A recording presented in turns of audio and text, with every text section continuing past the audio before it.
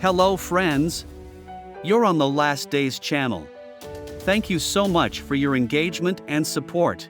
And so, a review of events for July 16th. Somalia. About 200,000 residents of Beledweyne town in Hiran region have been forced to flee their homes due to flash flooding in central Somalia. Residents carried their belongings on their heads as they waded through flooded streets in search of shelter. Now that number could increase at any moment as some 200,000 people are displaced from their homes due to flooding on the Shabelle River in the town of Beledweyne. The preliminary figure reported by the deputy governor of the region, Hassan, is around 200,000 people. 3 people have died as a result of the floods. The natural disaster comes amid a record drought that has left millions of Somalis on the brink of starvation. The troubled country has been battling an Islamist insurgency for decades.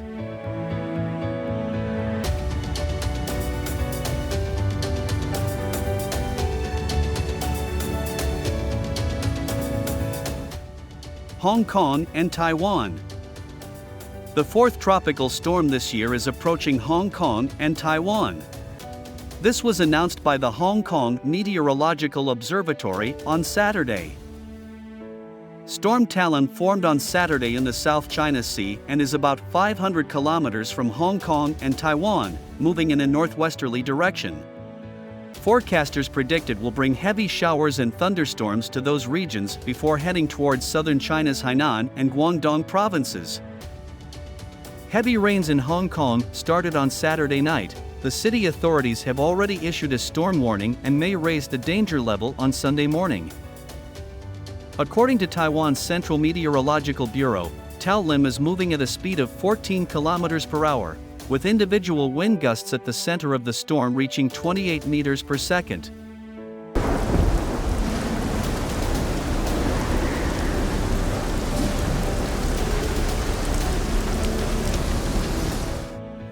India. In the Indian state of Bihar, at least 22 people have been killed by lightning strikes in various parts of the state in the last 12 hours. According to state officials, 8 people died in Aravalli and Rohtas districts, while 2 deaths each have been confirmed in Varangabad and East Champaran. Most of the casualties were people working in the fields while preparing for the Kharif season. The chief minister expressed grief over the loss of lives and announced a compensation of 4 rupees lakh to each family member of those killed in the incidents. Heavy rains are forecast to lash the eastern parts of the state.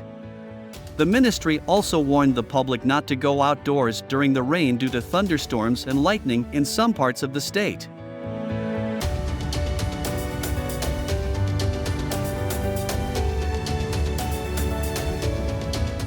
USA. A few days ago, a terrible flood hit the northeastern United States. The strongest hurricane dropped a huge amount of precipitation on this part of the country during 2 days of heavy rains. Here fell a 2-month norm of precipitation, which led to the outflow of rivers from their banks. The epicenter of the flooding was the state of Vermont. Among the affected states are also New York, New Hampshire, Massachusetts, Connecticut, and Pennsylvania. Cities and areas directly affected by flooding include Burlington, MID, Barre, Springfield, and Rutland in Vermont. In addition, significant flooding is occurring in other areas of the state and region.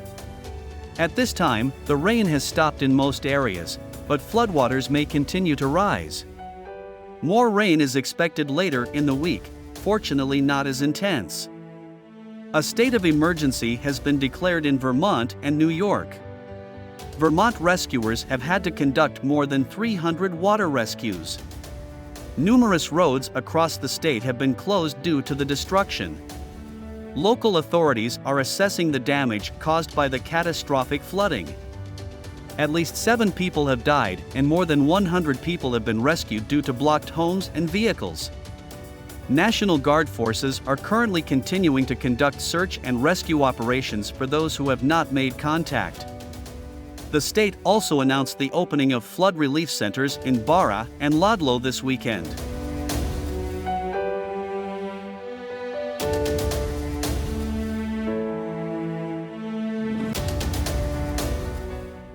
South Korea and Japan. Torrential rains and flooding in South Korea and Japan have forced thousands of residents from their homes. In some regions, up to 400 millimeters of rain fell in 2 days, causing landslides and building collapses. 7 people died in South Korea, including 2 under the rubble of a building in the city of Nansan. In Yangju and Shenyang counties, 4 people died due to residential building collapses, and in Changju, a car was hit by a landslide and the driver was unable to get out. Thousands of people have been left homeless and survivors are trying to stop the water that continues to flood their homes. Torrential downpours have been falling in South Korea since July 9th, and hundreds of homes are without power. The rains are forecast to stop on Monday, but damage cannot be assessed at this point. Japan has also seen heavy downpours that have drowned dozens of cars and littered streets with debris. Houses were up to the first floor in water, and a neighborhood dental clinic had flooded offices and damaged equipment. Local media reported panic in the population. Some areas received up to 600 millimeters of rainfall, which came as a real shock to residents. The weather in Japan often brings unpleasant surprises, but this has never happened before, locals claim. Thousands of local residents were forced to leave their homes. It has not yet been possible to assess the damage, but it is clear that it will be significant. Brazil. An extratropical cyclone has caused massive damage to the southern part of Brazil. As a result of the elements, at least 1 person died, 24 were injured, and about 790,000 users were left without electricity. The cyclone caused flooding and caused the most damage in the states of Rio Grande do Sul and Santa Catarina, near the border with Argentina and Uruguay. In the city of Rio Grande, 1 person was killed when winds of up to 140 kilometers per hour caused a tree to fall on a house.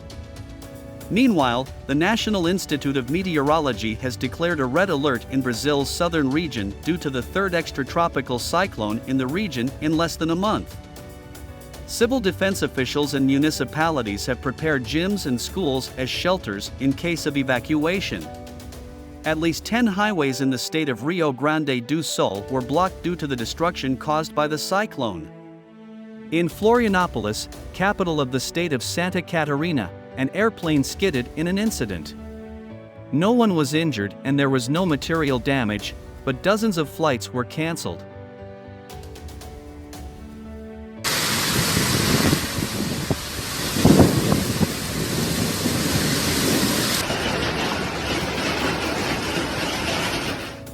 Canada. Canada has experienced severe flooding in Montreal, Quebec. The water invaded the city very quickly, flooding some neighborhoods. The cause was the heavy rains that the storm brought to the area. The flooding caused power outages for residents in Montreal and other parts of Quebec. However, tornado fears in the Montreal area subsided and the dramatic rainfall decreased. The city has begun to overcome the effects of flooded homes, underpasses, and closed roads. Environment and Climate Change Canada said 50 to 100 millimeters of rain fell over the city in a couple hours, calling it a torrential downpour in the storm's assessment.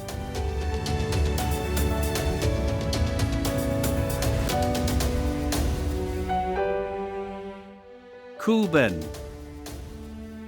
Water came out on the road Jubga-Sochi near the village of Agoy in the Tuops district of the Krasnodar territory. As reported in the State Traffic Inspectorate of the region, now there are a lot of cars on this section. The movement of vehicles is not limited, but drivers are urged to be attentive, keep the distance and interval. On July 12, the highway was already blocked due to heavy rains and waterlogging. After that, the governor of Kuban during his trip to the Tuops district instructed the regional prosecutor to look into the causes. Tuops. Heavy downpour has hit the Tuops region of Kuban. An emergency storm warning has been declared in the municipality. Heavy rain, hail, thunderstorms, strong winds are expected. It is possible formation of tornadoes, the probability of rising water levels in rivers and waterways. In the village of Gorsko in the Twaps district flooded part of the road, and in Novomikhailovskoye in the sea noticed a tornado. Residents of the micro-district are not cut off from the main territory. Novomikhailovsky has an alternative bridge on Shamyana Street, the administration explained. About 20 millimeters of precipitation fell into Obsinsky district on Saturday, which raised the level of the Nechepsuka and Sib rivers, the regional department of the Ministry of Emergency Situations reported. Flooded were 25 household territories, in 15 houses water came in. The emergency regime in the area is still in effect, all services are working.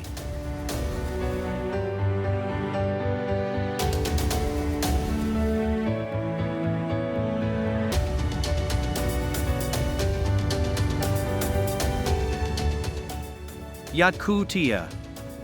The area of natural fires in Yakutia has increased over the past 24 hours. The fire has already covered 460,000 hectares. In addition to forest fires, there is one landscape fire raging in several districts.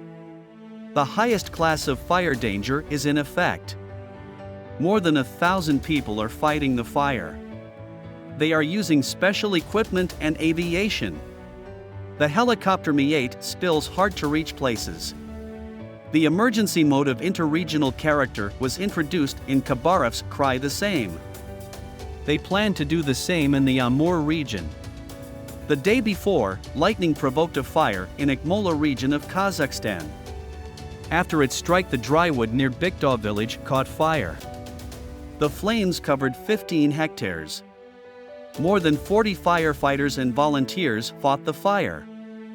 They were greatly hampered by strong wind, its gusts reached 25 meters per second. Turkey, Bodrum. In Turkey, continue to extinguish a strong fire. At the airport of Bodrum, according to rescuers, the fire started on the side of the road, after which the flames spread to the forests. In the smoke were resorts, where many tourists, including from Russia, are now vacationing. Cities and beaches are covered with smoke, it penetrates even into hotel rooms.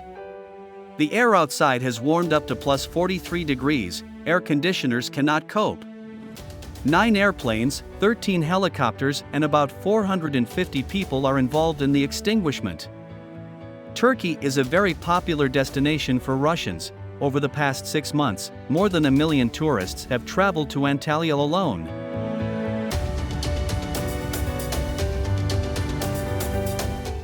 Novosibirsk. In the Pervomaysky district of Novosibirsk, there was a heavy hailstorm the size of a hen's egg. Local residents shared photos and videos on social media showing that the hail crumpled roofs and even broke the windows of some cars. Commentators sympathize with car owners and find out whether insurance will cover such damage. Earlier, the Ministry of Emergency Situations warned that on July 15 to 16 in the Novosibirsk region expected rain, in some places heavy and very heavy, downpours, thunderstorms and hail. Wind is expected at a speed of 22 meters per second, and during thunderstorms gusts of squally wind can reach speeds of up to 30 meters per second.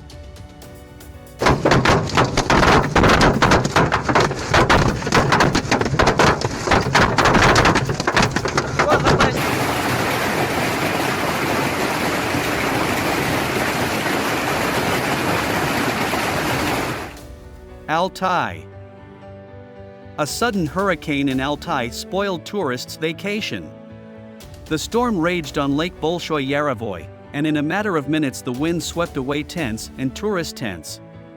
One of the structures fell on a teenager and his arm was broken.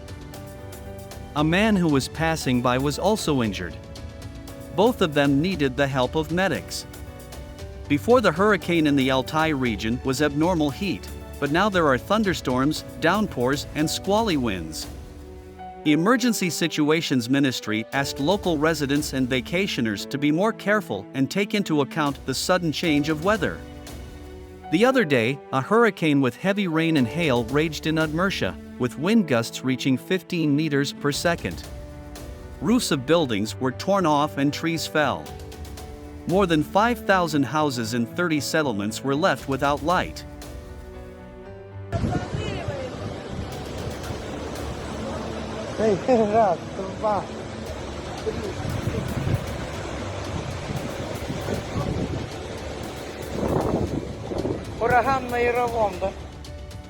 Omsk.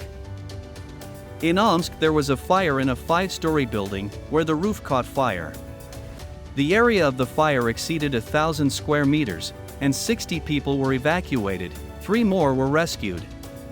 The mayor of Omsk took control of extinguishing the fire and helping people. Evacuated residents were placed in the school building. According to preliminary data, no one was injured. The fire was localized on the area of 1125 square meters, and the open burning was eliminated. Investigators are investigating the cause of the fire. Altai. Since the middle of the 19th century, the area of glaciers in the North Chwisky range of the Altai Mountains has halved, according to scientists at the St. Petersburg State University Institute of Geology and Mineralogy. Studies have shown that in the last decade the retreat of large glaciers has noticeably accelerated. For example, the glacier of Big Masha GDE was shrinking by 7 meters per year until 2010, and after 2010, its edge is retreating by an average of 14 meters per year. Glacier shrinkage can not only contribute to the expansion of the forest belt, but also affect economic activities, up to and including direct threats to people. The melting of glaciers can contribute to the erosion of certain rocks, which is fraught with rockslides in mountains or breaches of water bodies. Therefore, it is necessary to take measures to preserve glaciers and stop their retreat.